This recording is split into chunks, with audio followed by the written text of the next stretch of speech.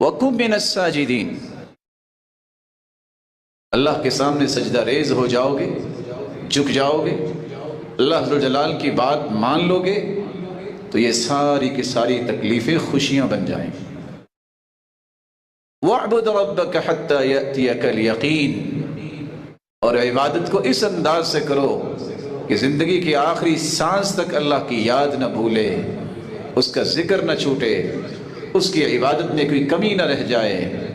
لیکن پھر بھی انسان ہے، فرشتے بھی کہتے ہیں مَا عَبَدْنَاكَ حَقَّ عِبَادَتِكَ، صبح و شام جو رکوع اور سجدے میں ہیں۔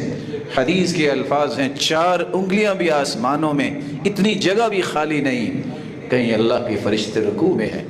اور کہیں سجدے میں ہیں، اور اس کے باوجود فرشتے کہتے ہیں مَا عَبَدْنَاكَ حَقَّ عِبَادَتِكَ، اللہ تیری عبادت کا ہم حق ادا نہیں کر سکے۔